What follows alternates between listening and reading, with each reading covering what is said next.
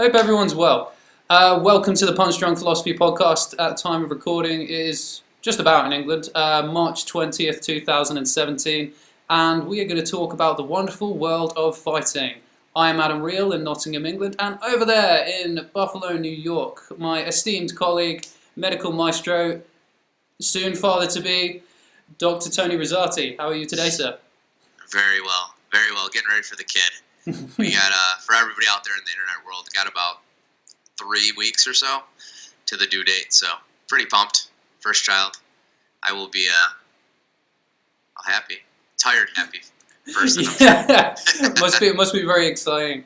Like coming Absolutely. up and anticipating all that loss of sleep. Absolutely. All right, good stuff. Okay, so what did you want to go into first? Because obviously we've got UFC London that was this weekend, which was really quite a lot to talk about. I mean, there were some really interesting moments in there. A lot of people making a statement and really changing their status within the UFC. But what has Nate Diaz been up to? Well, you know what? Just breaking a little bit. Nate Diaz apparently, I guess Dana White came out and said something about Conor McGregor, saying Nate Diaz is just waiting for Conor McGregor. Mm-hmm. And Nate Diaz flat out called Dana White. Now, I'm not saying Dana White's a bullshitter at times, but let's be honest, he's a bullshitter at times. And sometimes he tells us things that we don't, maybe to appease the crowd. Mm-hmm. So he basically said, and I quote, I have it right here, "This fucker can't stop making shit up about me." That's Nate Diaz, ladies and gentlemen, after Dana White said that quote. Well, what was Dana White, them turning down fights, was it? Yeah, pretty much, yeah. It's pretty much Dana White coming out and saying, which is not untrue. It's not I guess. entirely He wants untrue. Conor McGregor. Yeah, I mean, I think it's just a case of Nate Diaz doesn't strike me as the easiest guy to work with. So, Right, no, and I agree. It's funny though. It's like one of those things, because the one thing that we're not going to talk about because I'm fucking tired of it, and I know you are too. Yeah. No, it's not coming up. But yeah, it's quite an odd situation. I think it's just probably a miscommunication with, like, they're constantly calling up and proposing things for Nate Diaz, and they're like, fuck you, right, I don't want to get paid. That was my terrible impression. That was awful. Yeah. He sounded like half Cowboy Cerrone. He sounded like redneck. I was just trying to do the kind of, restrained vocals they have, this kind of mumbling. That's how I would sound if I would try to talk British. So Okay, I'm not go for going it. to. Go for it. Okay, you try and do a Nate Diaz then. You try and do a Nate Diaz. You can't understand him. You can't. Yeah, just mumbling. Fuck you, motherfucker. Yeah, so he probably is like just saying this down the line, and I think they've probably made quite a few offers, like Robbie Lawler, Dong Yun Kim, and just other high-level fights. Probably Nurmagomedov's been thrown out there, and but this is the thing: the Diaz brothers have turned down a lot of fights. That's not something that's a lie, unless the UFC haven't contacted them at all. Or this is another ploy by both of them for some kind of publicity. Well, yeah. I mean, it's obviously a ploy. I mean, I think Dana White would want to put that kind of stuff out there about Nate Diaz, because if he's turning down fights, they'll be like, well, he's turning down fights. What a little pussy. And that will inflame. No, fuck you. I'll take whatever fight's on the table. There's a lot of rumors anyway going about the Diaz brothers, and we can get into that after. But there's rumors about a huge mega card during the International Fight Week that I don't know if you've heard about it, but it was tossed about. We'll talk about that after the other couple news, because I'll segue right into it, because we're talking about disgusting, like, level of greatest card ever. Okay, shit. What, in Vegas? Yeah, in Vegas, International Fight Week. So this first week of July? Yeah, the only thing, I think from the sources they said, it's always rumored, but there's going to be 3. They're doing a triple header. They're doing, 7th, 8th, and 9th of July in a row. And I think that some of the fights are going to be split up. It would be smart to split them up. But just wait on this one. It's anything you can imagine and much more. Fucking nice. Okay. I really hope that happens. So what was the other news you talking about? If we want to go into just a few MMA news stories before breaking down UFC London, Wanderlei Silva and Chael Sonnen is scheduled for Bellator 180 on June 24th. Yep. Thank fuck, we finally got this fight. This is many years in the making. They had the Tough Brazil 3. They had their famous beef because Chael makes fun of Wanderlei Silva quite often. And Wanderlei, let's face it, is a guy who takes himself quite seriously. And yeah, they both wind each other up. They had the Tough Brazil series where they got into a brawl, and then it was cancelled because neither of them can pass the drug tests. And they've both had their struggles with the Nevada State Athletic Commission that are apparently fully resolved, and they're back. What's your level? Okay, 1 to 10. What's your level of excitement for Wanderlei Silva versus Chael Sonnen? I'm in the middle. I'm about 5, I would say. I don't think the fight's going to be very exciting, honestly. I just like the name, the big names. I'm excited to the lead up before it because it's going to be quite something. That being said, for the event, though, segue right into that, the event itself, I'm pretty excited for a Bellator event. Madison Square Garden as well. Madison Square Garden, so they want to put on something exciting. So right now, the thing is, which the other news of the day too, is Ryan Bader's officially inked a deal with Bellator. And just as we're speaking, tweet goes out by Mr. Wonderful Phil Davis that said, "Let's do this, Ryan Bader." So they're already promoting that, and that's one of the rumored fights where 2 former UFC light heavyweight contenders, Phil Davis and Ryan Bader, may meet there as well. There's rumors of the Fedor Mitrione fight finally happening. There's also rumors of Michael Venom Page at this event as well too. Now, it's a shame that Paul Daly and Rory McDonald are fighting before that, because that would be a beautiful co-main event, which I think everybody's looking forward to. But Michael Page, we're getting that in London. Michael Page is something to behold too. So, the event, I'm kind of looking forward to it, to seeing what Bellator has. I mean, they're starting to pick some of these guys up. I mean, they're not stupid over there now. They're kind of biding their time. They are not locked into these, contracts with Reebok and whatnot, and they're kind of grabbing the guys. I mean, Rory McDonald's probably the biggest name, I would think, thus far. I mean, okay, Fedor is probably the biggest name, but as of right now, currently, somebody to pick up. Paul Daly's obviously a beast too, as you know, personally. Yeah. So, yeah. But Bellator are doing quite well on that. I think on this, with Wanderlei Silva and Chael Sonnen, the fight's probably not going to be good, but the build-up will be very good. You remember the Bellator card they did recently? It was Ken Shamrock versus Royce Gracie 3 and Dada 5000 versus Kimbo Slice. Anybody with a sense of anything would really, really know that these fights would be terrible. But I was fooled. I was fooled by Bellator's marketing. I actually got excited for these fights. I was like, ooh, this could be good. Yeah, like maybe a bit of street fighting. Yeah, these old school guys finally completing the trilogy. And then like, oh, wait, shit, no. MMA is a very difficult sport that should only be undertaken by people in really peak physical condition. And yeah, like, all right, Chael Sonnen doesn't look terrible. In the fight, again, he lost to Tito, admittedly, and his wrestling, I guess, is still there, but it's just not great. Wanderlei Silva is very exciting as a guy, but just who knows, really, now. But yeah, the marketing machine will really pull it. There'll probably be some shit talk. There'll probably be like pushing at weigh-ins and woo! That kind of stuff that makes a fan all giddy and excited. But when it comes to actually quality mixed martial arts, maybe not. It's probably going to be like 7, 8 out of 10 fight. If we're going to be optimistic, everybody loves Wanderlei. A lot of people love Chael.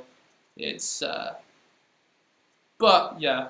Any other news? Because like looking at the headlines, a lot of it is like, oh, War Machine found guilty. Like obviously, pretty hard to not. That's just horrible, depressing stuff. Don't want to go into it. Korean Zombie wants to fight Ricardo Lamas in August, which is ideal. That is a fight that should happen. That was scheduled ages ago. Sure. Got another tweet figuring Tom Lawler, We remember him, how Filthy he's Tom Lawler. suspended. Mm-hmm. He just tweeted out a picture of a letter that he got from USADA.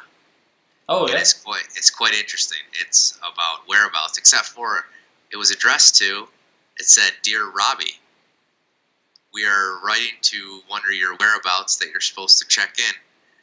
And Tom Lawler pretty much, so Ariel Helwani just retweeted that.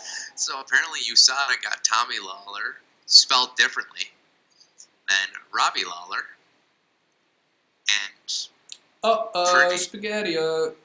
pretty sure Robbie Lawler has some kind of case against USADA, by the way, now, based on privacy issues. Number one, that's a privacy violation. Bad job, Tom Lawler. That's kind of a dick move to make Robbie Lawler. Kind of funny, though, overall. Okay. What is the problem with external organisations around the UFC and getting fighters' names right? Like, fucking Reebok, no USADA. For fuck's sake, it's not hard. There's not that many fighters. Like, just get it right. Yeah, do your homework. I mean, doesn't anybody have a research department that they could look it up, Google the name, for Christ's sakes? That's all you have to do. Yeah, it's not fucking hard. They've got Wikipedia articles, for fuck's sake. Yeah. But so that's interesting. So yeah, it's, I mean, pretty much about, like, I don't know much about the USADA as far as their letters, but apparently you have to check in with them. And it said something about completing. If you haven't completed, you could call us at this. And Philly Tom Lawler goes, "Hey USADA, what's up with this?" Like, because it specifically says "Dear Robbie," and so which is interesting because we really haven't heard much from Robbie Lawler. Well, he's just lost his title when he got knocked out. Like, you need some time to readjust and figure out. I think fighters should be left alone during that period. So I can understand if USADA are trying to get some routine thing going with him. He's just like, oh, fuck off, I can't be bothered to do that right now. Yeah, true. Fair play. Just leave the guy alone until he's ready to compete. Right. Another news before we go, one last thing before we go into UFC London. Derek Lewis versus Mark Hunt is on tap for UFC Fight Night 110. I like that fight. That sounds very interesting. That sounds very exciting. And somebody is going to get KTFO'd. Yeah, it's probably Hunt. Yeah, it's weird to say that, but yeah, Mark Hunt. This is... I've just got the feeling that he's on a new losing streak now. He's just that little percentage slower that he used to be.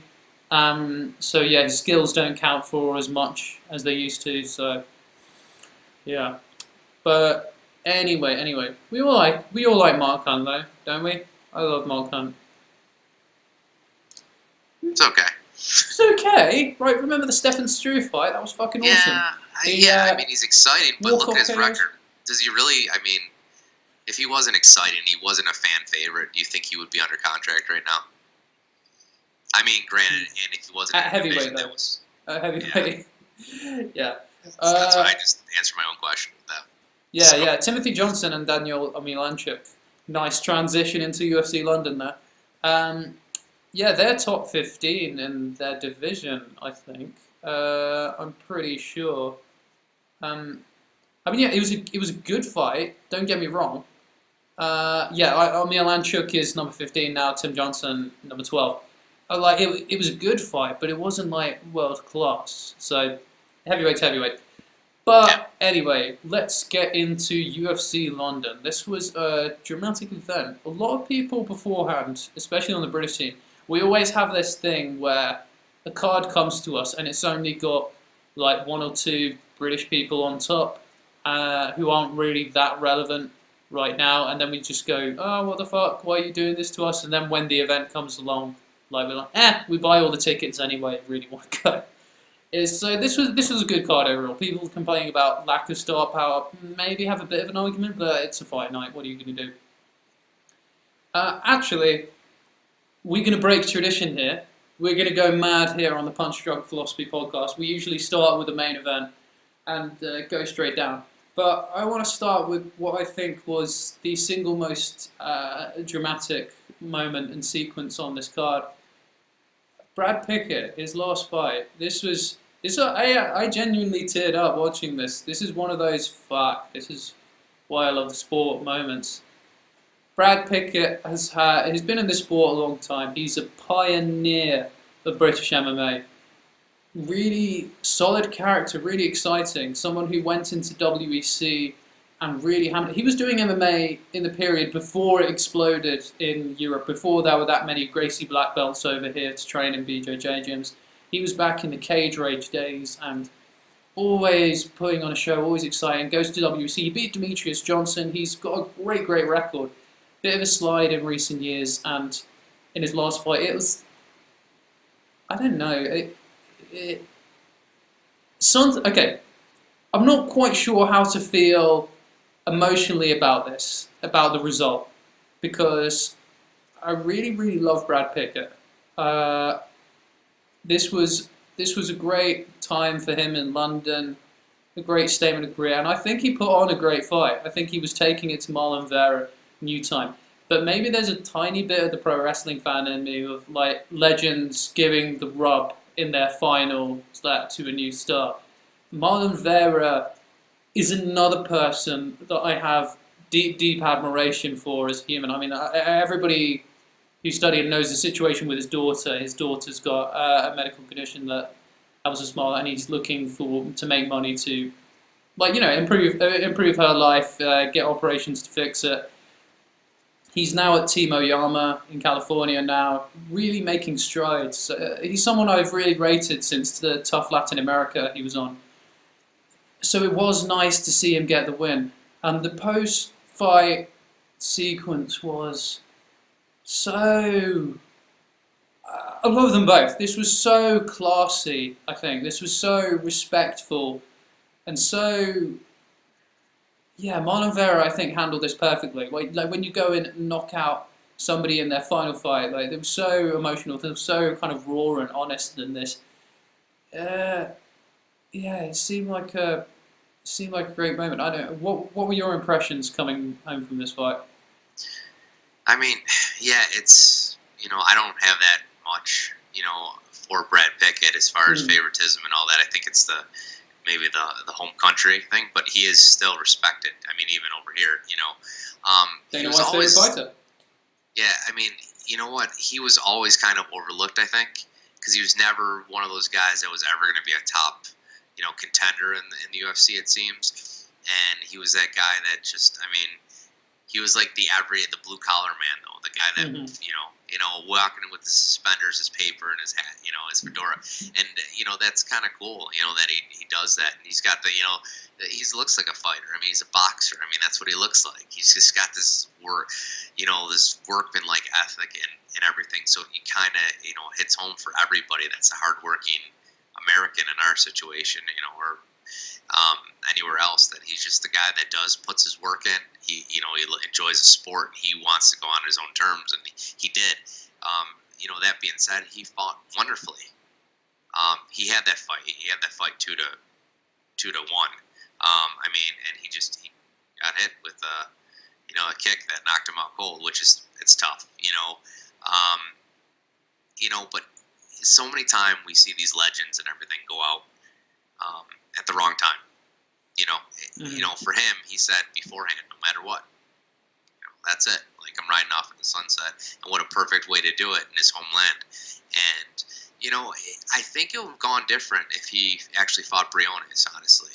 I think he'd have won quite decisively, maybe decision or TKO. Because Marlon Vera, that was a good fight by Pickett, because Vera had all the advantages.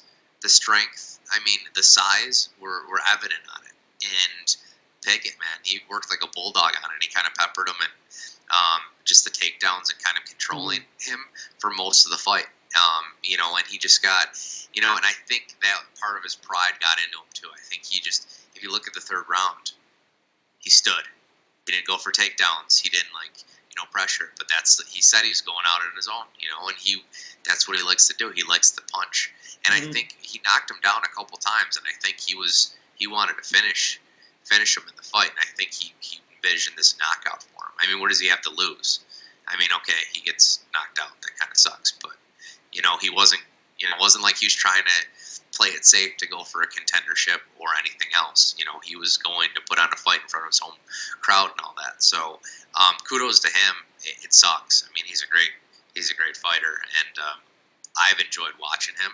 And it's interesting. You know, he went from the Faber retirement fight to his own retirement fight. So he's kind of been, but even they said on the broadcast, Dan Hardy, I believe, said, you know, he was a part of that Faber fight, and now the focus is on him finally, not Uriah Faber, where he was like a send-off fight for Faber.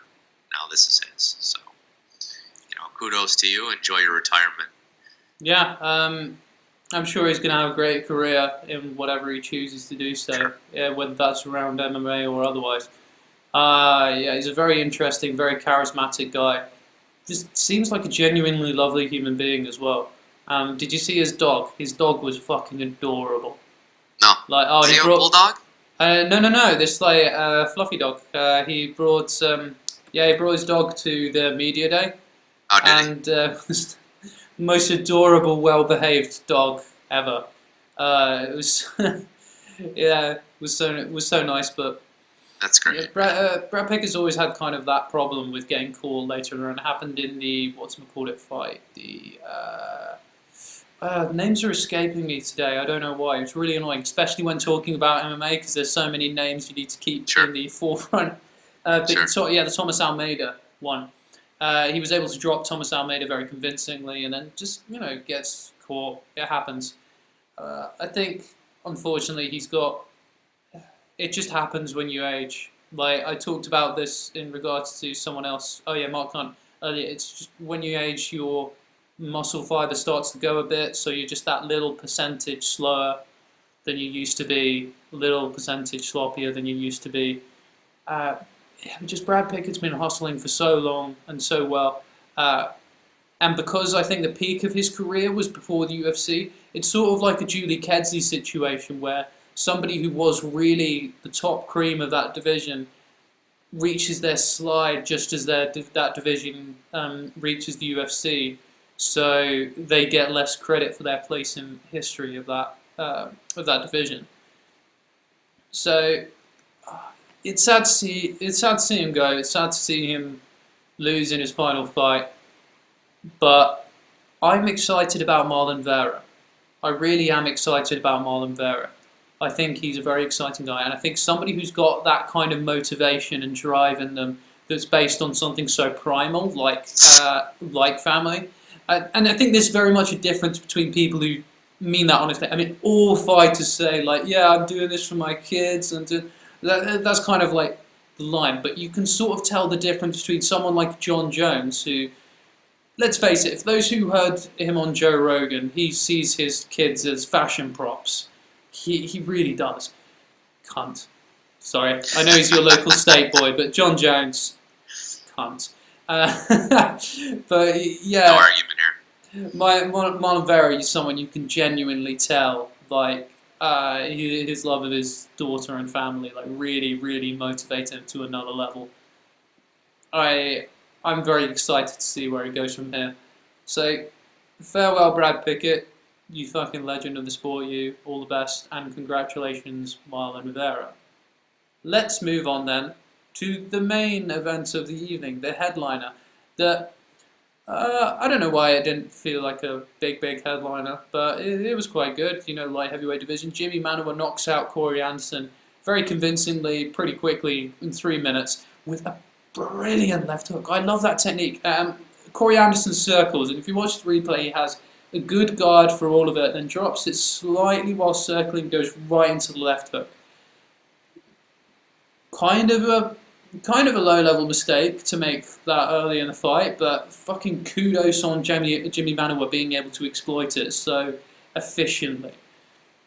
Now, Jimmy Manuwa, it's weird. He got a kind of tepid response from the crowd, I think, and I think he gets kind of a lukewarm response from UK fans. I talked to a lot of people who don't like him. I personally don't have so much of a problem with him because I haven't seen anything from him that explicitly makes me dislike him. And some stuff that makes me like him. Like, I respect going and training in Sweden with Gustafsson, because if someone beats you, you should definitely go trading with him. That is a sign of a very good martial artist if you do that. Like Neil Magny turning up at Damian Maia's gym the week after he beat him. But a lot of people don't like his personality. They think he comes off as quite nasty. They think, and also he has criminal charges like burglary and stuff. That kind of past that. I don't know. It's kind of a hard thing to sort against it, but a lot of people don't like criminals naturally, and if they don't believe you've fully redeemed yourself from that, then I don't know. They'll be hesitant to buy it. I'd be interested in hearing more opinions on Jimmy Manuwa, but maybe with more exposure, we'll get to know him better. Like, yeah, let's have him on this show. Jimmy Manuwa, come on the show, talk to us, like show. Be good. I'm a fan. Yeah, I mean, what do you make of Jimmy Manuwa's performance in this? And do you like Jimmy Manuwa? Do I what? I'm sorry? Do you like Jimmy Manuwa? I love Jimmy Manuwa. I took him in my fantasy league for a reason. So, he's one of those guys in that light heavyweight division that's kind of lurking. He's almost in no man's land. I think I read somewhere he's on Jimmy Manuwa's island, like is his own island, because he's ranked, I believe, 5th in the division. So it's like, what do you do with him? Like, he's kind of the guys below him. All right, then the guys above him are all hooked up right now. And it's the whole curious thing about criminals that don't deserve shit except for one person apparently named John Jones, but that's another story. So that's and that's getting into that actually, like talking about criminals, like Alexander Gustafsson was arrested for assault. A lot of them have some kind of criminal past. Sure. If you look into it, it's quite. Fuck, actually, looking at the light heavyweight division, you've got everybody but Cormier, for fuck's sake. Like Rampage, Anthony Johnson, domestic violence. Look at everybody else. Tito Ortiz. I mean, if you wanted to go back that far, you know what I mean? Like everybody's got something. You're absolutely right. So I don't know. It's tough because I like Manuwa, and it's just like it was such a brilliant performance, even though for the short time, because he did everything. Corey Anderson, shot on him, I think twice, and I mean it wasn't even close. And then what do fighters do? I mean, he literally was stalking. Manuwa was stalking him, and he was backing him up against the cage and just waiting. And the patience was. I mean, Corey Anderson's no slouch. I mean, he's no, not at all. Yeah, so you gotta watch. And Manuwa he looked like he was stalking. I mean, it was like a prey. He was a prey compared to Manuwa. It was quite impressive. Like almost, Corey Anderson was fine to back up, and he made Manuwa was composed, and all he did, he right into him. He slid right, and it was right into that left hook. And that's what it was, and it was beautiful. It was brilliant. One punch, and very brash. I mean, he was, right. I think he said, "How's that, fuckers?" or something like that to the crowd or something, just to get very. Side note, like how many times did they have to apologize for the language? It was so obviously an English card, by the fact that they constantly had to apologize for bad language. Right. Yeah. So I mean, he's. I like the way he's, in the division. Now it's good to look at what's ahead for him. And in that, we could go right into that. What do you make for this next event? For me personally, it's intriguing because I believe he said he's ready for DC and Rumbles. And Rumble. So as far as DC and Rumble go, the two of them are going to be locked up. And John Jones is going to get that title fight. So what do you do with him? Glover Teixeira is fighting Gus. Well, is John Jones going to get that title fight? Yes. Well, I don't know. The thing is with John Jones, who the fuck knows? I don't know if it's going to come instantly, and I don't think there's as much hype behind another Daniel Cormier John Jones fight after 200. I think that kind of deflated. Jimmy Manuwa, though, he's ranked 4th. Like, it's really weird to think, because I think of him as losing quite recently, but he is ranked 4th. Who he's lost to, Johnson and Gustafsson, both still above him in the rankings. Shogun Hua is 5th. I think Shogun is probably the most likely matchup they're going to make. And everybody's talking about it, and that's why I'm not. Yeah, but that is... I love Shogun, one of my favourite fighters ever, but the fact that he's ranked 5th still shows a big weakness in the light heavyweight division. That's true. But yeah, okay, with Jimmy Manuwa now, let's do a bit of fantasy matchmaking since we're talking about who gets the title shot next. So, okay, would you give John Jones the winner of Anthony Johnson, Daniel Cormier, and Jimmy Manuwa then to Shogun Rua? Yeah, and that's a fair. I would say that would be, but that's my whole thing is just reading articles and kind of reading everything. I think I went away from the Shogun, probably because I like Shogun, and I think it would.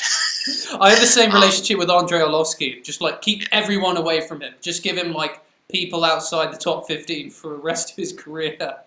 Right. So, and I think what would be interesting is another. So say, okay, Shogun, I'll side with you. Sure, that would be fine, and that's good. My thing is, why not take the winner of Glover and Gus? Because it could possibly set up Gus versus Manuwa too. Yeah, they train together. That would be awkward. I know. That's when is that scheduled for? Wait, sorry, say again? I think the two of them would fight. Yeah, probably. May 28th, though, is Gustafsson versus Teixeira. Yeah, that's true. And providing that fight is going to be a bit of a brawl, so I'm not sure how quickly they'll be ready. So that's quite long to wait for a turnaround for Manuwa. Right. I mean, it's tough because there really isn't very many people. And I actually agree with Cormier. Did you hear his comments about who could win the title? I agree that outside of him, Bones and Gus and Johnson are really the only ones. Maybe Manuwa. I mean, but we don't know yet. You know, it's one of those things where you have to see. And he's gonna. The thing is, what do you do though? That like, if Gus beats Teixeira, I think if Teixeira beats Gus, I think okay. I don't think Teixeira's getting a title shot. By the way, if he wins. Now, if Gus beats Teixeira, that puts him in line, I believe, because still, remember, Gus arguably for some beat Jones. Yeah, but the Anthony Johnson loss kind of put a damper on that after that. It does, but again, what you said about the light heavyweight division being kind of weak. Well, in there, we've got Misha Serkonov as a rising contender. He faces Volkan Ozdemir, who's now ranked number 7 because he beat Owen St. Peru. Okay, well, this is where it swings for me. Okay. I think it depends on who wins out of Anthony Johnson or Daniel Cormier.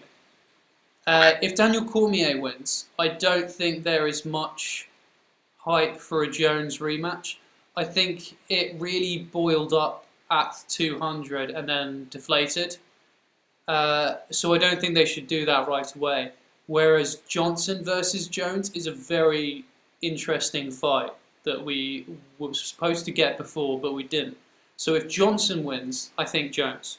If Daniel Cormier wins, and I hope he does, because Daniel Cormier is fucking fabulous and I love him, then I think Daniel Cormier versus Jimmy Manuwa. But if Anthony Johnson wins, Jimmy Manuwa shouldn't really get the shot because Johnson knocked him out recently. So that's quite hard to build a title fight off. So if Rumble wins, who would you get? Jones? If Rumble wins, I say Jones because it's not that appealing with Jimmy Manuwa. And if Cormier wins, I say Jimmy Manuwa. Yeah, it's tough because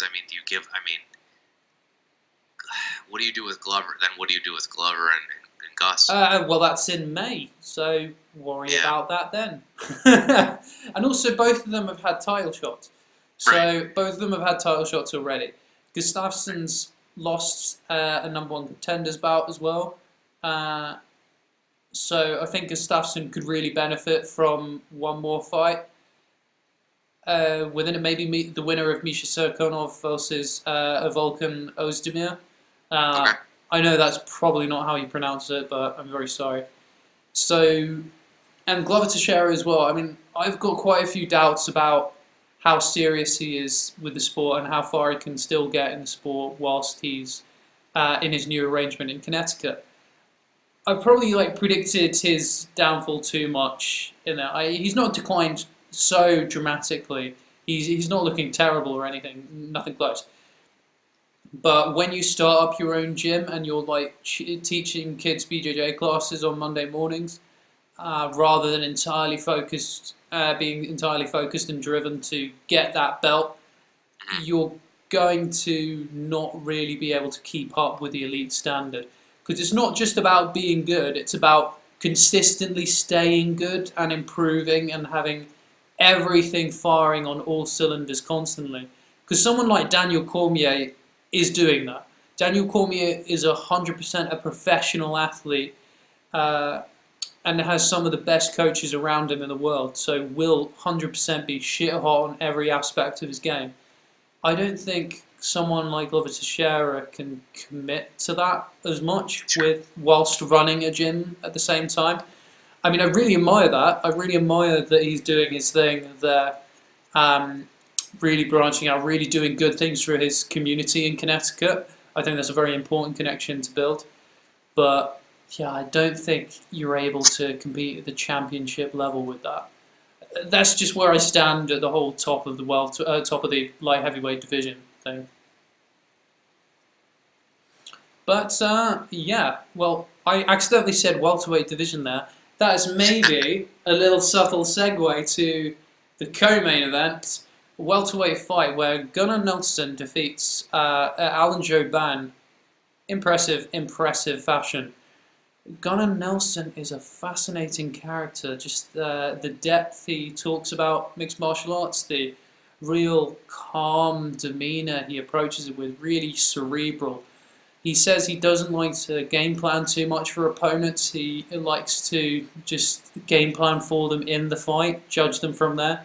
This unique karate style he's got that a lot of people have kind of picked holes with, a lot of people have poo-pooed at, but it's proven to become very effective recently. I am excited about Gunnar Nelson coming forward.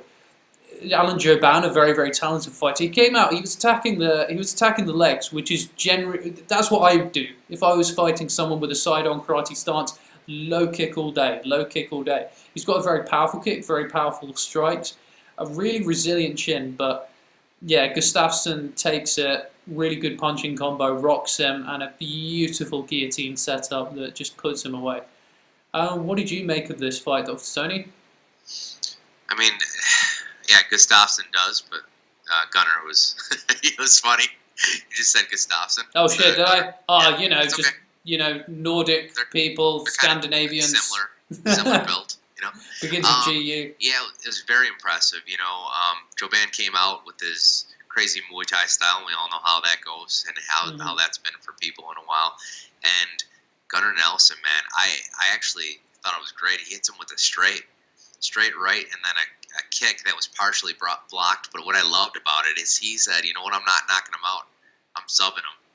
So I thought that was brilliant, man. He just jumped on it. And he's like, I'm going to do this. And, Gunnar's interesting because he's that guy who's a blue chip prospect. He came in and he lost. He lost to somebody that he should have. He lost to Rick Story. Okay, Rick Story. And it kind of derailed everything for him. And it's almost like it stopped him, like as far as the eyes of everybody. And this was just to prove that he's legit. And, it was quite impressive. Like, I didn't expect that at all from him. Just the dominance of it was. I thought he was going to win, but I didn't think it was going to be that dominant. And it was quite great, especially how he just transitioned on the ground. It's just amazing. A lot of people would rush in there and just go for that knockout. He sinked that guillotine, and then, he turned it over like it was it. Yeah, it was a perfect job. It looked terrifyingly tight, like right away. Yep. Absolutely. It was very impressive. His jiu-jitsu is something else. He was able to sort of hang with Damian Maia, as much as you can with a jiu-jitsu superman like Maia. Right. I admire him taking that challenge. Yeah, the Rick Story loss showed there were quite a few flaws in his striking. So a very patient, methodical, really kind of reliable Muay Thai striker who's got their basics down really fucking well, like Rick Story has. Rick Story comes from MMA Lab as well, which I think is one of the best gyms in the world, especially for bringing up fight IQ. So in that Nelson versus Story fight, it was pure fight IQ from Rick Story, some really intelligent fighting going on there. It's hard with Gunnar Nelson because when he beats someone of the lower levels, he looks fantastic. Like some really high level MMA can be observed there. But Tumenov, Joban, Thatch, Cummings, these are his best wins. Granted, he's not fought as many like top contenders quite yet, but I don't know. I'm not quite there to get on the hype train. Let's look at the rankings. I think he is 14 or something like that now. Actually, he is 9. Oh shit, much more. Okay, who I would give him next is number 7, Dong Hyun Kim. Dong Hyun Kim doesn't have a fight scheduled. He seems like the kind of contender who has been around for a while, has a very solid skill set, but isn't a jump straight up to top 5, terrifying area sort of thing. I don't know. What do you make of that matchup with Dong Hyun Kim? Yeah, I agree 100%. And Kim's coming off a couple wins, I believe, too. So it kind of makes sense. And he's somebody in there that is not, like you said, terrifying.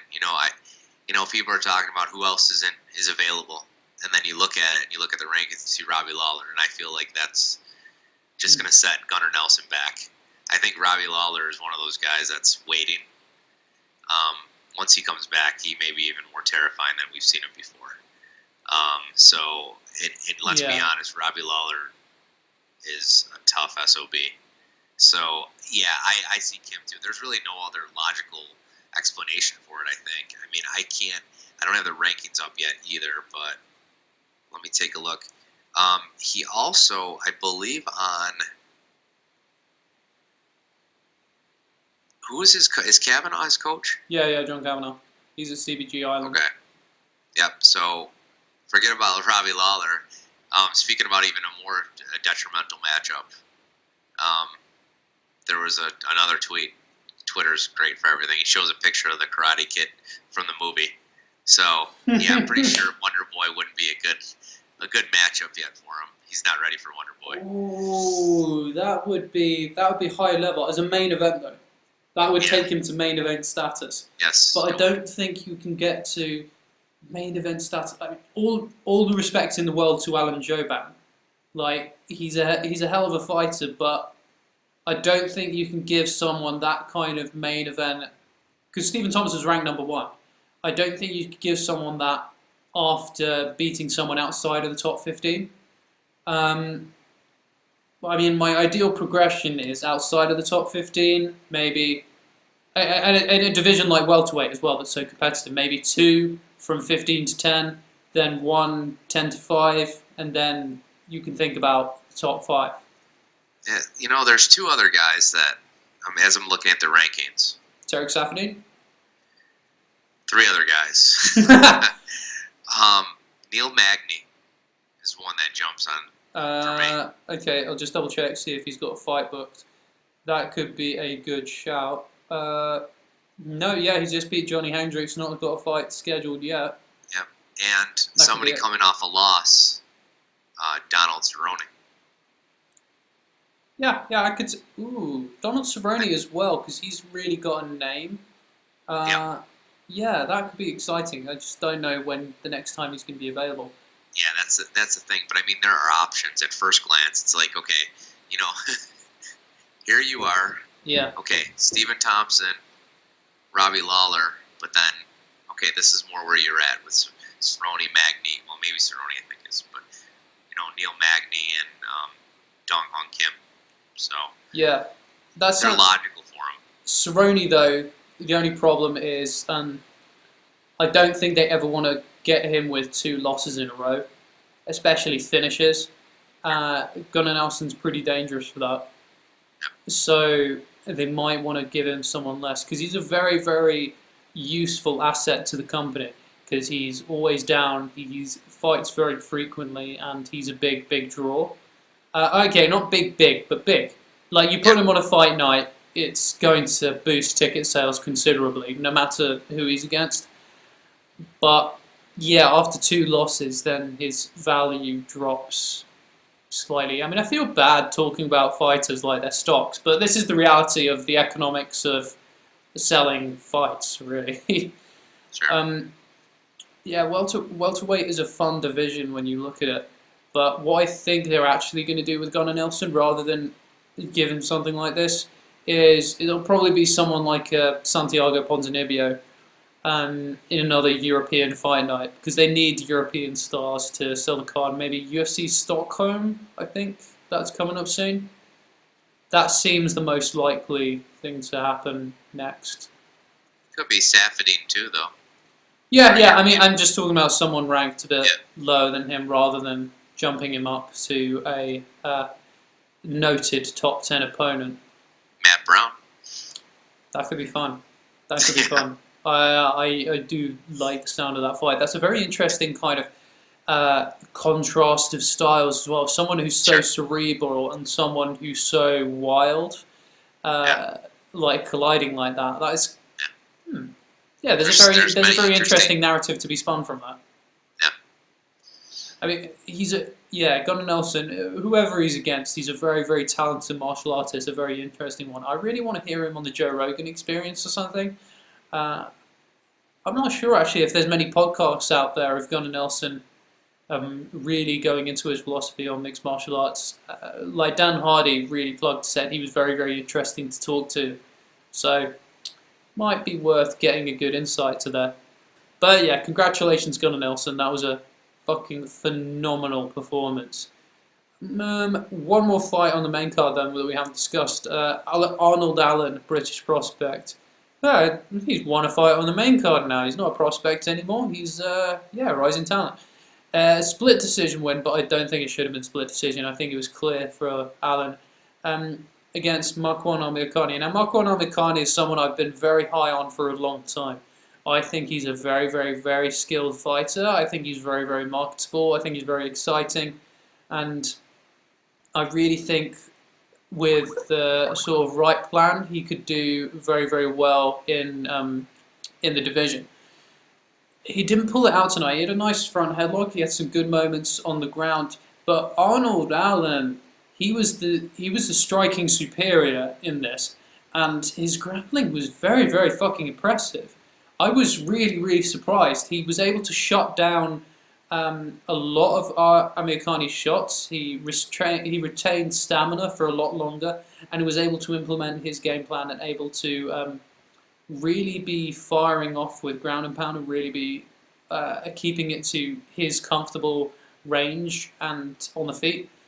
I think the future's still bright for Amirkhani, but yeah, Arnold Allen really came out in this fight. It's a shame in British MMA we don't really get behind our prospects as much as we possibly should have, and not as many people have been taking notice of Arnold Allen. I shamefully did not, but hey, I am on the hype train now. Choo-choo. That was lame. But I'm on the hype train for Arnold Allen now. I think he deserves all the fanhood and credit. This was a great performance. How old is the guy? He's 23. Fuck, he was born in 94. I am so old. I'm so old. You're not so old. Sorry, man. I don't want to hear it. I don't want to hear it, man. Yeah. But hey, my girlfriend was born in 97. That makes me feel old. Jesus, I was in college. Yeah. So I don't want to hear about it.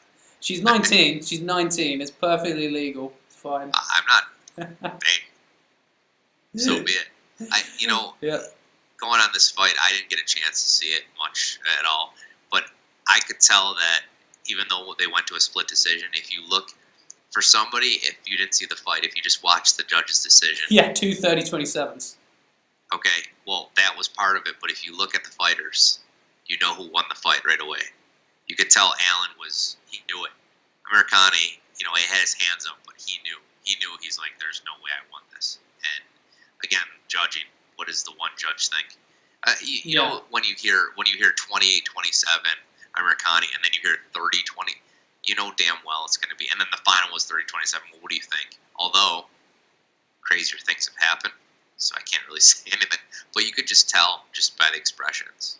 Yeah, really crazy things have happened in MMA judging. I do not know what that judge was thinking. Right. But, yeah, I mean, I hate to go on too much about the loser, but, like, I've been talking about Americani for quite a while. I think this is a good experience. He didn't humiliate himself in this at all. His jiu-jitsu wasn't as effective. I think this was the story of this fight is really Arnold Allen being so much better than people expected. Just really displaying a lot of very, very top level skills. He's been working on a lot of his jiu-jitsu, a lot of his grappling. His cardio as well, his fitness, his endurance. This guy's a solid athlete. He could go hard for that 3 rounds. He was very competent, very smart, very aware all the way through it. He seemed to predict a lot of Americani's more advanced attacks. And know how to counter, and was able to flow with it very well. There were some really nice exchanges in their position. It was very fast paced. I really, really like this fight. I think both fighters showcased, and both fighters went home with a lot of stuff to work on. Both are young. Featherweight's a great division. Exciting stuff. We usually do it's quite hard to do the fantasy booking with guys who aren't in the rankings yet. I'll just double check. No, none of them are in the rankings yet. Wow, featherweight rankings are stacked. I'm looking at there. Hedon Barrow's number 14, Do Ho Choi's number 13. Really, really high level guys. So that's a very difficult top 15 to crack. So yeah, you can probably advance for a while out there. Did you see the Joe Duffy fight? I didn't. I heard about it though. I really liked it. I really, really liked it. Joe Duffy's exciting. Oh yeah, and I really, really like his footwork, his boxing, just so good, so good. More than fighters who could do a lot of flashy stuff. I like fighters who do their fundamentals really, really, really fucking well. And someone who's, that jab, that tri-star jab, so good. His body hooks, his jab cross combination, his control of range, his footwork. He was always in position to attack. Reza Madadi, you saw the contrast very well. With Reza Madadi, you saw him cross his feet a lot of the time, so he wasn't really able to strike on the back foot very well or coming forward. But Joe Duffy, perfect footwork, always in stance. Very, very good stuff. This performance really showcased that this guy is ready for some high level talent, I think. But yeah, we can go down the rest of the card just briefly before we sum up. There was Barroso looked good against Darren Stewart. There was some things about the weigh-ins. Apparently Darren Stewart was a bit of a dick to Barroso. I don't know. I didn't really follow it, but it was a decent performance from Barroso. Timothy Johnson, Daniel Emelianchuk. Yeah, it was an okay fight. It was a classic kind of low-level heavyweight fight with nothing too crazy happening in there. But hey, they had the athleticism to go. And nice moustache, Timothy Johnson. Really nice. Leon Edwards, once scheduled to fight our beloved fellow punch-drunk philosopher Max Cotton at one point. Max Cotton was offered to fight Leon Edwards short notice. Dodged a bullet with that one. He turned out to be very good. Beats Vincent Luque. Let's call him Vincent Luque. Unanimous decision. And Mark Diakiese,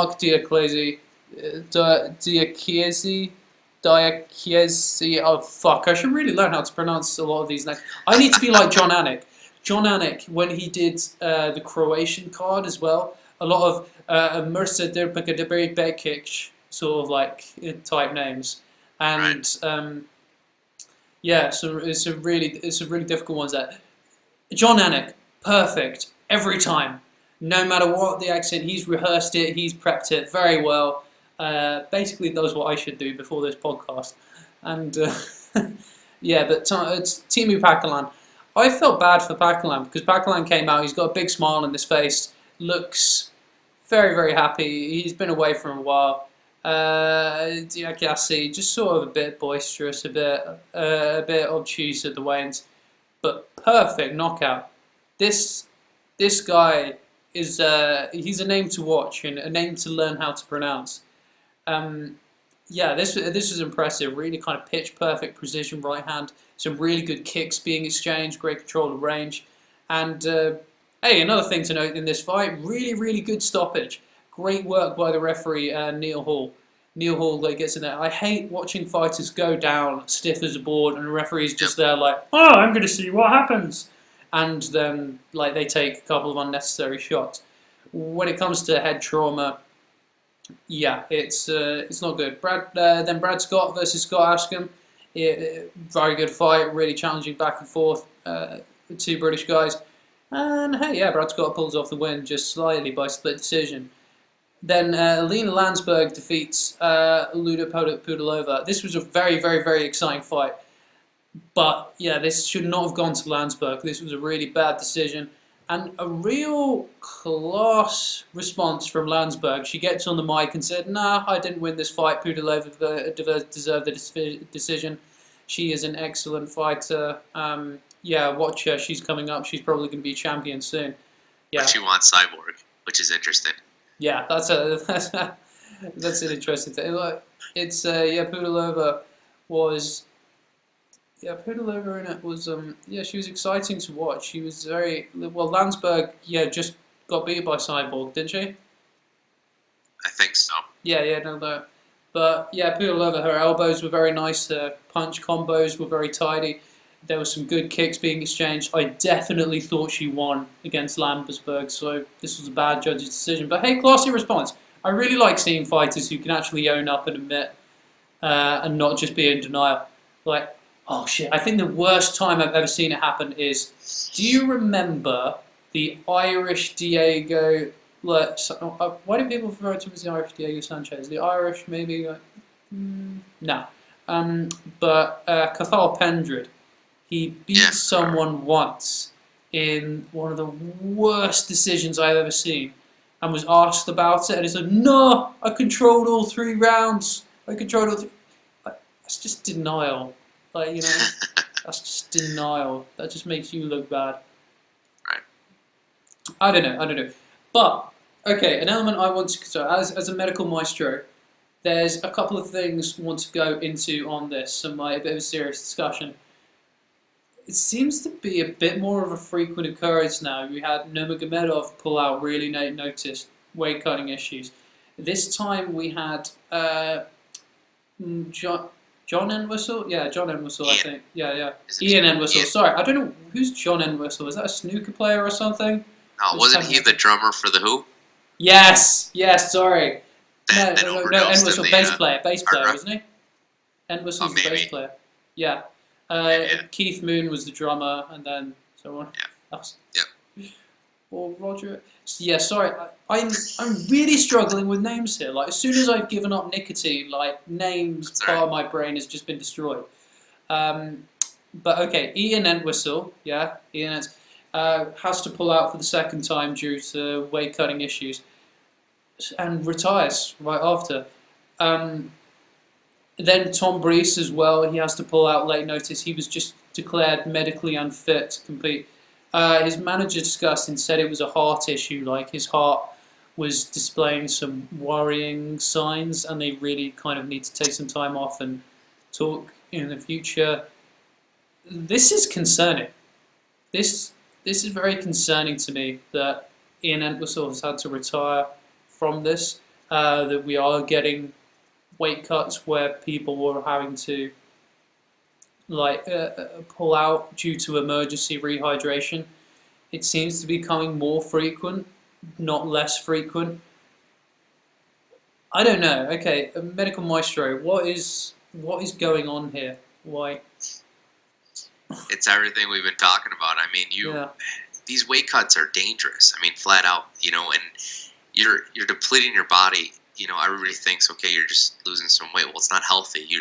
This is extreme weight loss. This is cutting. This is doing anything necessary to do it. And every method that's out there pretty much is dangerous. And a lot of these people, things are going on when you tax your body, especially for your whole life, by doing weight cutting. And wrestlers out there know this from an early age when you have to weight cut. And these people have been doing it one form or the other, when it's been sauna suits or it's been diuretics or a hot bath with alcohol and all kinds of different things like you see the weight cutters doing. I mean, there's crazy things like chewing tobacco and then the credit card to, wipe off the sweat and things like that. And none of it's good because you're depleting your body. And the thing is, the heart issues make sense. The liver issues make sense. The kidney issues make sense. I mean, the heart issue is the biggest thing. People are like, well, why heart? Well, there's a classic example for that. Your heart runs based on potassium and sodium gated channels within your body, and that regulates your blood pressure. You deplete that, you could go into heart failure.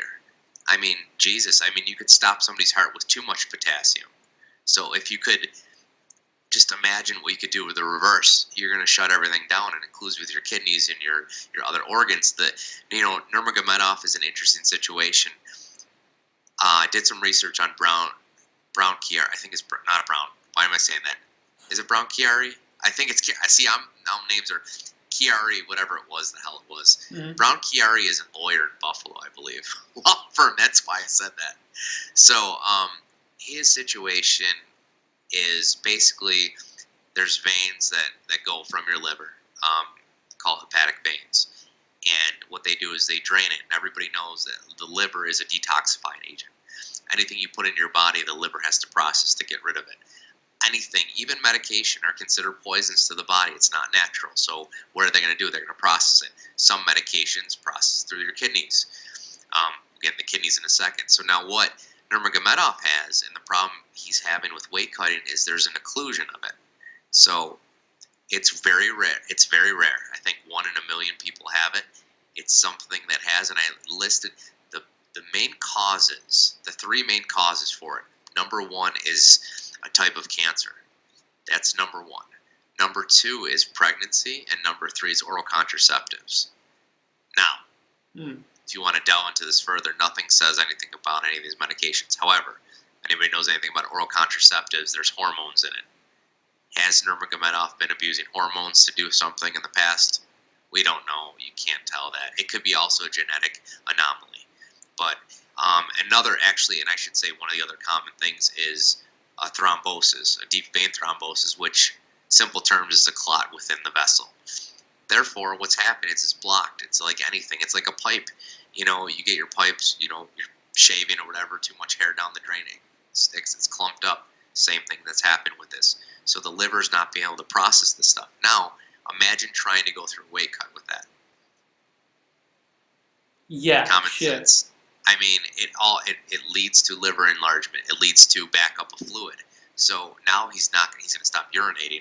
He's going to stop, excreting any kind of water in his system at all. I mean, the liver's not processing anything. So that's dangerous for him. And this could be the beginning and the end of his career, which sucks because this is a pretty serious condition. So they need to find out pretty much it looks like he has a clot going on in there. And clots, could be treated with blood thinners and things like that. Surgery, we hope it's not going to be that. We hope he's going to be okay. But unfortunately for people that are hoping to see him in Ferguson, I doubt we're going to see it, especially since the time is running short because he doesn't fight from May to June. Well, yeah, he takes time off for Ramadan, doesn't he? Ramadan, so, which probably can't really help with your metabolism. Right, not at all. And fasting. It's... that's an issue too. And then you have these other guys that, kidneys are issues with it. And a lot of people have taken diuretics. And the diuretics, you strain that flushes, that gets excreted exclusively through your kidneys. And that's why, you lose water. But then we'll go back to the potassium and sodium. You lose water. There is a class of diuretics that are potassium sparing, where they would keep the potassium, but everything else would be gone. But they don't care. They're trying to lose weight. They're trying to make money. They're trying to, do what they can. But it's, when is enough enough? People have died from weight cutting before. When is it going to be that a UFC fighter is going to do it? Unfortunately, I have a feeling that nothing's going to happen until a big name or at a big profile event and something happens terribly. We've already seen it. Was it ONE FC? Yeah, ONE FC. Somebody died over that. That was kind of extreme circumstances, I guess. Yeah, but still, it's going to, and GSP came out recently and said somebody's going to die from it. Well, I mean, they have. But it's, it's tough. And I mean, they try to do all these different things, like the weigh-ins earlier. That's not going to help. Like, you still have people, look at how many people are missing weight, and I don't know the regulations and everything else. And, the only other solution that they haven't done is going to add another problem, though, too, as far as a fan's perspective and as far as a booking perspective. The only way I could see this is go what boxing does. It's going to create a catastrophe, but same-day weigh-ins. What's that? Same-day weigh-ins. No, not same-day weigh-ins. Multiple divisions. Yeah, true. So, the problem... The problem with that is UFC's already kind of coming under scrutiny for the weak cards, the watered-down cards. Now you're going to add more divisions, and you're going to have people like, you're going to have super heavyweight, where like Derek Brunson's he's immediately going to be like the #1 contender for super heavyweight. It'll be good at the top of the division, but what do you do? Like, the top 3 will be fine, but then, you get super heavyweight, you get heavyweight, you get light heavyweight, then you get cruiserweight. You could keep doing it, and when you move up, even light heavyweight, you could move up, to 210 maybe, and then cruiserweight could maybe be 200. Jesus, we have enough belts already with the interim titles and everything. It's like, and these cards are becoming watered down.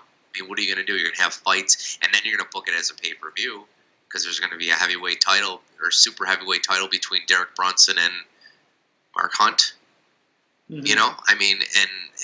I'm trying to think of somebody else that's, up there as far as like super heavyweight. I guess Stipe could, but I don't, he's a little bit bigger, but that's really the only thing. Weight cutting's tough. Yeah, it is a very hard situation. In regards to Nurmagomedov's specific situation, how much of it do you think is due to individual responsibility? Because wasn't he pictured eating tiramisu like on fight week and stuff, and maybe he tried just cut too much too quickly, and if he did it over stages and gradually, do you think it would have had less of an impact, or do you think his condition would mean it would be problematic for him anyway? It's such a rare condition that I don't think there's really any information out there yet on how, because I did some homework on it just to kind of look, it's one of those diseases that I didn't know much about. And, treatment isn't, it's weird. You don't really know how it affects weight cutting, because a lot of people think that weight cutting, is just kidneys, and a lot of it is, but the liver's a big part of it. So, I think it's right now, it could be more him. I can't say who the blame is. It's a pretty dangerous condition, so I can't really. Yeah. So I can't really put blame on him. We don't know that, and I hate to accuse somebody of doing anything or being irresponsible, especially if he's had this a while and it's just something that came up. We don't know. We don't know. We're not in his personal files. We're not his doctors. We don't know if he knew about this ahead of time, if it just popped up. We don't know. Yes, tiramisu, okay, and he's been known for like weight issues and everything. Is it really because of his style, or is it because of this condition? We don't know. I don't think he's helping himself by doing that. I think that, weight cutting, there's a lot of people that are irresponsible with weight cutting. You could find one in every division. Practically that has issues with weight cutting. Weight cutting's hard to begin with. You add this, it's not, it's not fun. So you don't really know. And then nobody's talked about the whole performance enhancing with him. Mm-hmm. I'm not going to say that he has or hasn't. Could some of it have to do with this? Could he have tried Maybe he's like, oh shit, you know what? I have to get something because I have to cut weight. And then he tried it, and then his liver's not diuretics fuck processing. you up. And the problem is if you're not processing those, you're gonna poison yourself. So say he did, and I'm not, again, everybody out there, I'm not saying he did it all. I mean, but say he tried to cut weight with a diuretic or something, or anything, any kind of medication, or testosterone, or he doped up, or anything. Think about that. You're putting it in your body, and now you have a pathway that's blocked. It's not going to clear it out, and that's going to lead to more problems, because you can't clear it out of your body. It's going to sit in the liver, and it's going to lead to an enlarged liver. You're going to have other problems, and then that's just going to snowball. So I wish the best for him, and I hope he gets better, and I hope whatever this is just a faulty mechanism within his body, and it could be solved, and it's nothing more than the clot that just has to go away, some blood thinners, and he'll be good. It's scary, though. It's scary because, we've talked about this how many times, and it seems like this issue is never going to go away. And I don't think, even if they did the weight classes, there's going to be people now that will be like, oh, you know what? I'm a heavyweight. I'm going to cut down to light heavyweight now, because light heavyweight moved up to 210. And we're going to have the same, it's going to be the trickle-down effect. Because now there's going to be people that, and the women are going to do it too, because they're saying, you know what, if we do another women's division for an atom weight, well, what do you think the straw weights are going to do? They're going to be like, oh, let's cut it, and like, I'm bigger, I want a title. And the thing is, the mentality as a fighter, what are you in there for? Very few people are saying, I want to get punched in the face to be a mid-card guy that's grinding it out. Some do, some love it, but what's the ultimate goal? To hold that gold in the ring, eventually, to be the best, to say you are, you're the best. And they're going to do whatever. It's competition. And they know, and every fighter knows there's a window. Some don't believe that there's a window. Ken Shamrock and Fedor and Tito and Chael and everybody else. But, there's a window to be competitive. And it's a very difficult thing. And especially when you're at the top, the best of the best. And it's so tough, man. It's sad. It's quite a hard one to structure incentive-wise. I mean, my medical approach to MMA, my approach to like fighter safety and all that is don't leave it to the fighters at all, because fighters, by their nature, are fucking insane and will never really choose their own personal well-being over like winning a fight. So that's why I hate when you see like a doctor or a ref saying like, do you want to continue in this fight? Because obviously they will. Like the guys in the UFC, they will say they want to continue even if like they've got a leg hanging off or something. It's not a productive question. And incentive-wise, this is such a hard problem to solve, because there's always that incentive to go down. And I was listening to an economics lecture recently, and they talked about like weight cutting in wrestling, and they talked about it's such a weird kind of state of affairs, because you're not really anymore. After a while, you're not actually getting an advantage from weight cutting at all. It's basically just a mutual disadvantaging. Both fighters putting themselves at a disadvantage by depleting themselves and weight cutting, so they simply can remain competitive. They compared it to like the tobacco. It was a weird comparison to draw, but they compared it to the tobacco industry and advertising, because when the tobacco industry, when they banned advertising for it, all the tobacco companies made a fuck ton of profit, because they no longer had to compete on that market and spend their budgets to remain competitive. When everybody was subject to the same rules and they didn't have to compete on that field, they all benefited. One thing I'd be interested in, I haven't actually looked into it in a while, is the new policies that One Championship, they're now called, they introduced after they had the fight to death, because they're trying to get regulated in China and in several markets in Asia that let's face it, have very authoritarian governments that don't look kindly on badly organised stuff that's pretty dangerous. So they implemented a lot of things that I'm trying to remember now. It's been a while since we covered it. Wasn't it just like they come to their gyms and make sure that they can't be this much weight outside of camp, outside of the fight, like a week in advance? I'd like to look at that and see how the policy's been going. Because that sounds kind of rational to me. Would you like the UFC to adopt something where they make fighters weigh in their gyms? I think that's a great idea. I think that's part of, maybe like checkpoints would be good, where you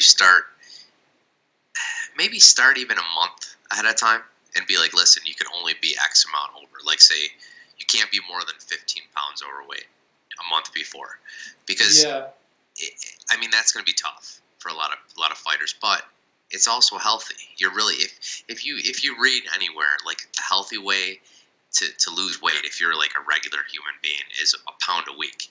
These guys are dropping 20 pounds in a day. So think about that. Yes. So even if you said, okay, 20 pounds in a month, that's still over the recommended limit, but it's still like, okay, 20 pounds, and then each week you have to drop 5 pounds or so, and then if it's like, no, like you're not fighting, or because it's not safe. And then the thing is, people don't realize, like, there's multiple ways you could succumb to this, and it's not just before the fight, it's in the fight.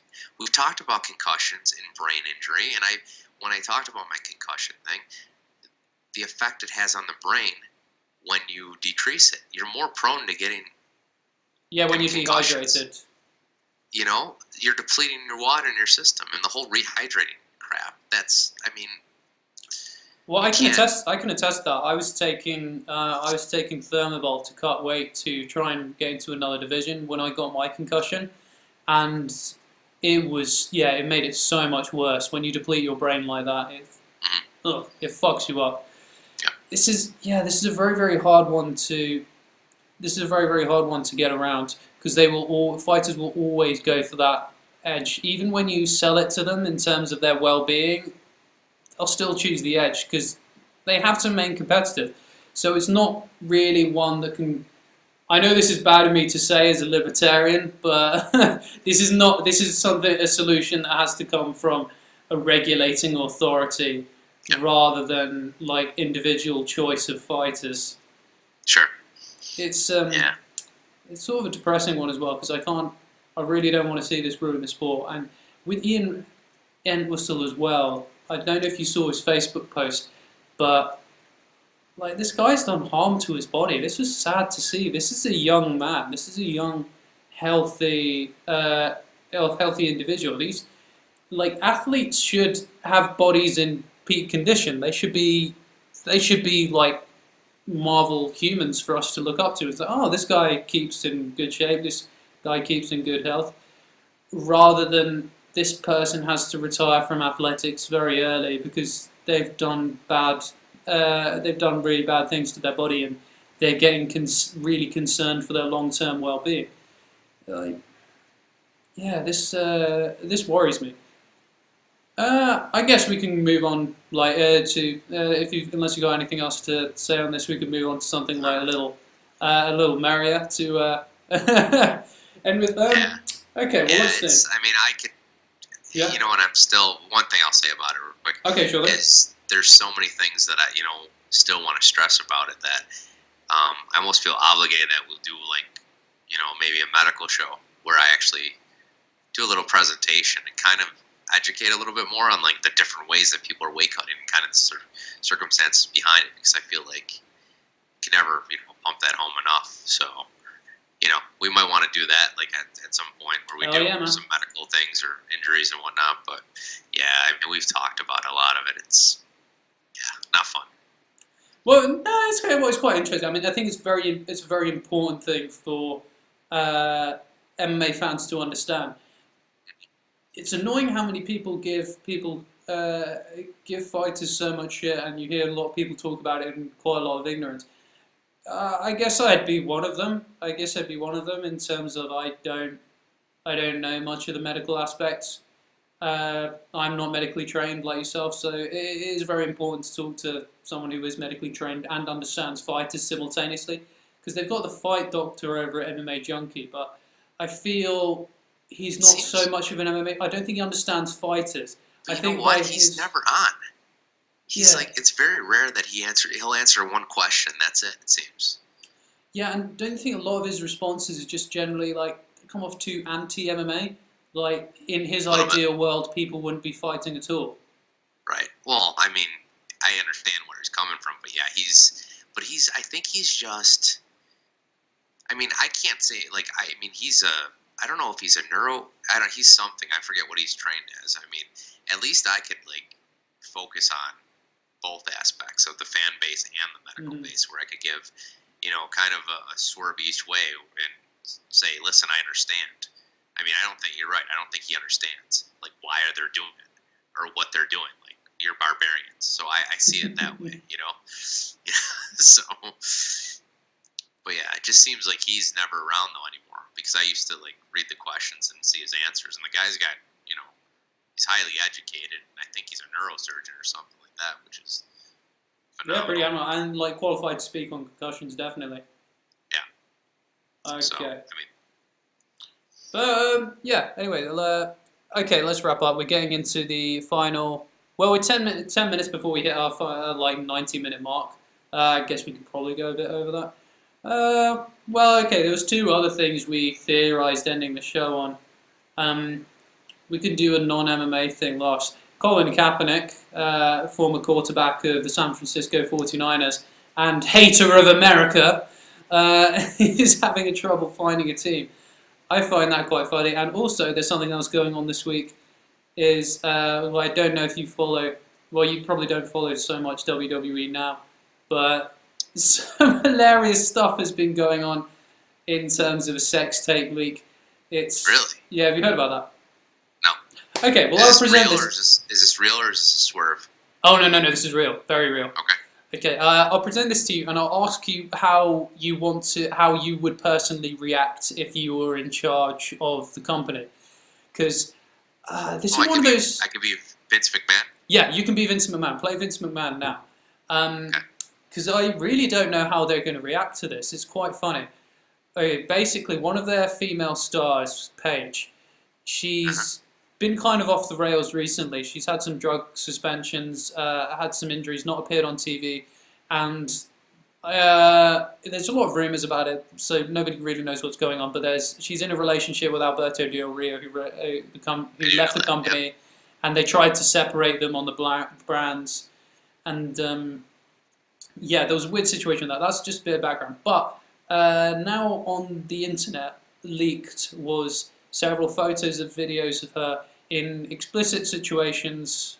Well, yeah, she was fucking her former boyfriend, wrestler Brad Maddox, and Xavier Woods, a guy who's currently quite top in the WWE. This stuff, it's embarrassing for Xavier Woods, who's on Monday Night Raw every Monday until WrestleMania, because he's part of the New Day and they're hosting WrestleMania this year. So tonight, that's why tonight he's going to get some chance. That's going to be funny. About that, I'm wondering if they're going to keep him off TV.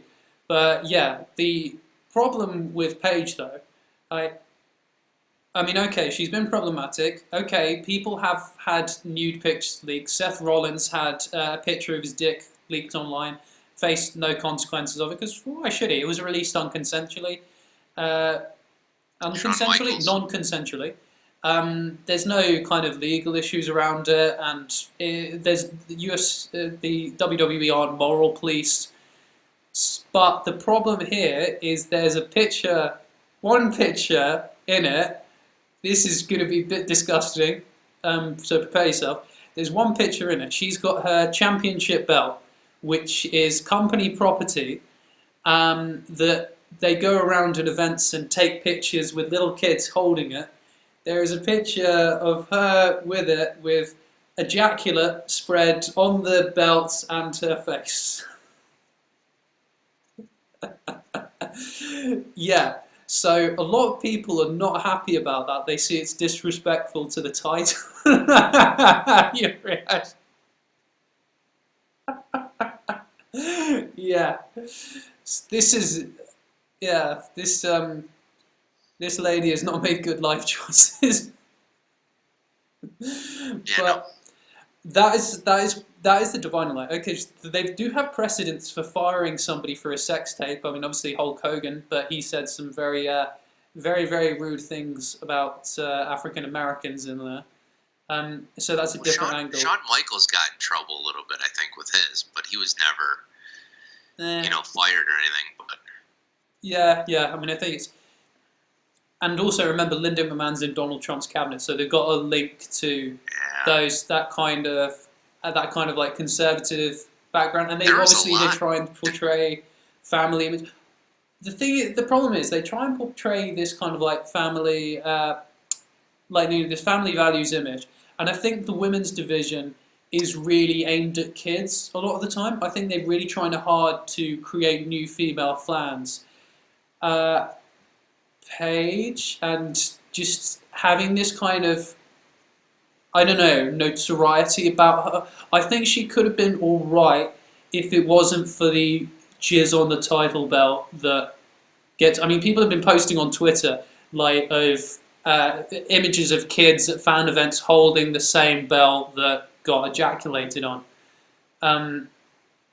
So yeah, parents are not going to be happy about that with their kids, and they're not really going to want their kids to be looking up to her, buying her merchandise, whilst knowing, and they've got an odd relationship with this because they don't want people Googling and finding out, and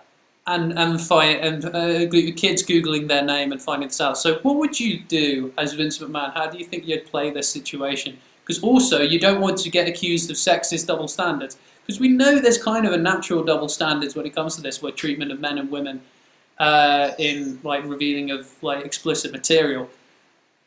So, I don't know. I mean, again though, like she didn't release this herself, did she? No, well, we don't know. She theoretically could have, but I would imagine not, because this is very embarrassing stuff.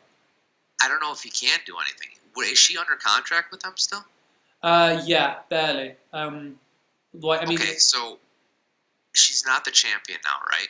She hasn't been around and on TV from what I've known in a while. Honestly, I wouldn't do anything. So you'd bring her back on TV? I'm not saying, not yet. I think I'd suspend her for a while. I mean, she's already out, so you're not going to miss her. You have, last time, I mean, the women's division is pretty set, I believe, with enough people to draw the crowd in and everything, and they have talent. So that's not an issue with that. Since she's been out, I think with everything, something else is going to come up that'll kind of take everybody, and after a while, it'll be old news. Like anything else, right now, it's got its appeal, and people are outraged. He just keeps her suspended. It kind of, and I mean, not like a 6-month suspension, like a year. Forget about it for a while. It's going to come up. Somebody's going to be pissed off, and somebody's. I don't know if I'd do anything with it because you got to watch now too. It's like breach of contract. We don't know.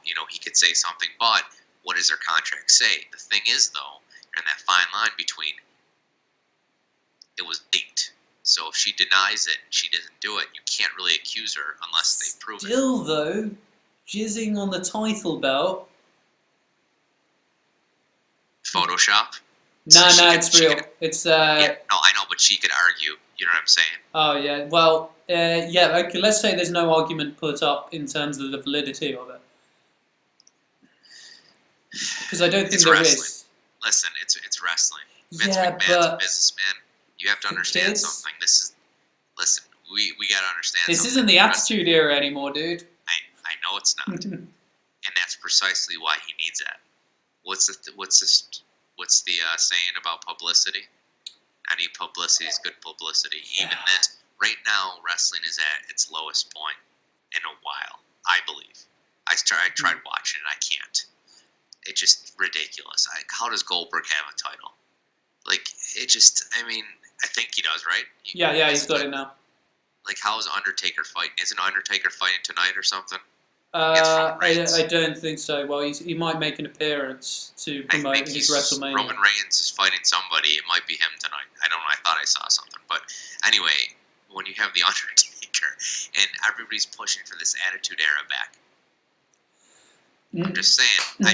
But the thing is, It's not everybody, and a lot of WWE's consistent revenue right now comes from kids, families who go to that. The problem, because now they're in the PG era, they make a lot more money selling a ticket to dad, mum, and the two kids, rather than just just the adults and the 20-somethings, the 30-somethings that find it pretty cool and hardcore.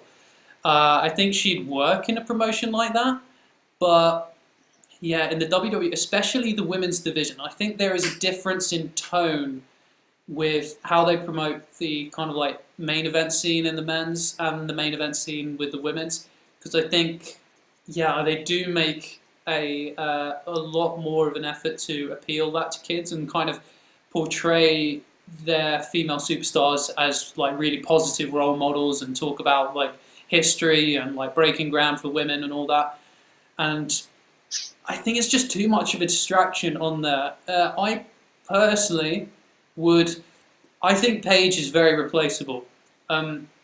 What she occupies really in there is just sort of the gothy, edgy, anti-diva sort of aesthetic they were going for.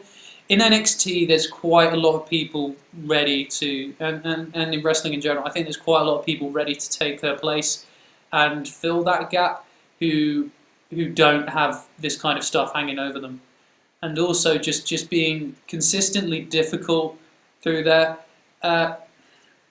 You can do it when you're profitable, but the kind of people that would like Paige more and be more interested in her because of this are not people who will consistently go to WWE shows, who will consistently watch and consume the product. The kids who I don't know. There's something that feels fundamentally wrong about this. After the jizzing on the title belt and then trying to persuade an 8-year-old kid to buy a Paige shirt, Sure. I don't know. I'm trying to approach this fairly because I'm quite conservative with my morals about a lot of this stuff. But yeah, with kids involved, it doesn't seem right. With her though, the best kind of Machiavellian way to play it, which is generally the way that good old Mr. McMahon does it, is I think you don't firing now would attract too much attention. This is before WrestleMania 33. You want all eyes on that. You want this to just be quiet and shut the fuck up. So yeah, I would just not really address it for a while, and then after WrestleMania maybe Paige is inevitably going to do. Well, the merciful thing about this is she's nowhere near TV right now. She's injured and on the shelf. I don't think she's suspended anymore. She had a second violation of the wellness policy, which I think is 60 days, isn't it? Yeah, and I think that's another reason why you don't do anything now. You wait, and you release her later on, and then you have justification. And that's because right now she could say, I was injured, that's discrimination on top of this and that. So I think that might be the smart thing to do. Yeah, and after that, and WWE can be well, we gave her every chance, we really did. And then, because they do want to salvage that investment, because they've invested in someone like that. They brought her up through NXT. They really did push her for a time. So having that go to another company, and your hard work in building someone up, and then another company reaping the rewards isn't an ideal outcome. But I think it's better for her though. I think it might be much better for her in another company. Because in other companies, you're going to have a lot more of an adult audience. You're not going to have as much politics in play and family values, ethics around. So, yeah, I think the shift would be good for her. But it's just kind of funny to me, It's always funny when people have this embarrassing shit leaked online. But thing is, people have sex. It's just a thing. Hey, fucking hell! If there was sex tape leaks back in what those fuckers were doing in the 90s, shit. Can you imagine the kind of stuff that someone like Edge might have gone up to?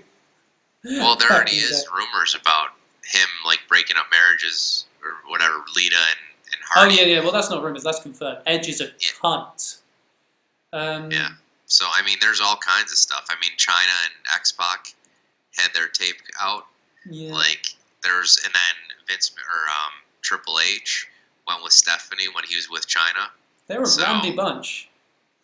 Yeah, I mean that was, and just the stuff that they did in the Attitude Era alone. I mean, there was nudity and there was just anything from the bikini contest, the wet T-shirt contest, and everything else, and even I think Edge and Lita did that bedroom scene too in the ring. God. Do you remember that? I mean, I don't remember, but I know of it and I've seen it. Yeah, I think especially with Linda McMahon in the kind of political sphere she is right now, and the business going the way it is, they do want to keep it fairly child friendly and be able to like sell the product to families, because as well, a lot of the publicity they go for is they're on Good Morning America, they're on kind of good, wholesome family shows, really, to push their product. You have people they like pushing John out guys Cena. yeah, exactly. I was just about to say John Cena. They like him, and he's even though his private life is less than like ideal, clean cut like EU vitamins, say your prayers, sort of thing. I think he's better now. But I mean, probably. I think he's just with Bella, and that's it. Like, he's already come out and said he's not going to get married and doesn't want kids and all that. But his life before that was a little bit. Yeah, of course. But hey, I mean, these guys, they're a fucking traveling circus, so they're obviously going to get up to some weird stuff on the road. Sure. Some people are just foolish enough to film it, like. I mean, there's this whole thing, like, when people get it leaked, so, I mean, we're either meant to give them this real, like, sympathetic... I mean, yeah, okay, obviously it must be horrible having that exposed against your will. But for fuck's sake, if you're a celebrity, this stuff gets hacked quite frequently, and it's very easy to hack. I mean, the Vault 7 leaks proved that hacking is actually really easy when it comes to people's phones. So really don't store this kind of stuff on it. Just don't, especially if you're a celebrity. Don't take the risk, because there's a very high chance that it will go out there. I mean, I know like people would call that victim blaming and all that jazz, but just for fuck's sake, guys, don't. In this scenario, like, do you think it's likely that the former boyfriend did it, Brad Maddox? By the way, just before any people like start pursuing us for libel here, we're going on this on no evidence. This is pure speculation for amusement. Not implying that Brad Maddox, the ex-boyfriend, had anything to do with it. No evidence to believe otherwise. Purely theorizing for fun. Do you think he could have done it?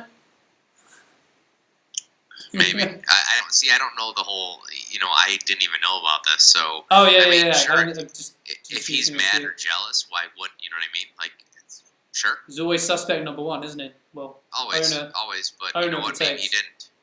And again, maybe she did it. Publicity for her. And you never know. Or maybe it's just some hacker. Yeah, I mean, more likely, I think it's some perverted guy from 4chan has just got a hold of it and released it for the lulz. Sure. There's a really stupid thing going around with Facebook pages now saying like, ooh, get the page to 50k likes and I will release like XYZ's nudes. Don't fall for it. It's really fucking stupid. Clickbait. Yeah, well, people try to profit off stupidity and like the horniness of like wrestling fans on the internet. It's like, I want to see her nudes. I would like this page, and just stop it. Right. Like, celebrity nudes, are they really even that appealing anymore? I mean, come on, this isn't 2007. Plenty of people everybody has a body. We all have naked bits that, it's normal. So what a great sentiment to end the show on. We started off with some quite high-end discussion on the fine art of mixed martial arts, and we ended on people have genitals, they're normal, get over it. Cool. Well, yeah, that's a bit over our 90 minutes, but fuck it. We have 100 minutes of words said on the internet this week. Yeah, you can follow us on Twitter if you like. We don't really tweet, but if we get some followers, we might. Like, share, and subscribe if you want. Download us on Podbean, watch us on YouTube. Yeah, whatever, all that admin jazz taken care of. The Adam Real is my Twitter handle. At PE Philosophy is the main handle. At Dr. T _Rosats. Is that your Twitter? Rosats, yep. That's your Twitter handle. I will put these all in the description. Any final words to sign off on, Dr. Tony? Not much. Next event, we'll be previewing heavily, coming from my hometown, unfortunately. Yes. I mean, it's still a fight, so we're happy, but I'll give my opinions later on it. But I'm still looking forward to it. Yeah, full preview of UFC 210 in Buffalo, New York. Yeah, it's going to be a great card. Yeah, we'll be doing like extensive roundtable previews for pay-per-views coming up. But anyway, yes, I've been Adam Real. That's Dr. Tony Rosati. Let's go Mountaineers, by the way. March Sure. Madness, boys. Let's go Mountaineers. Cool. There you go. Peace out, everyone. Have a great week.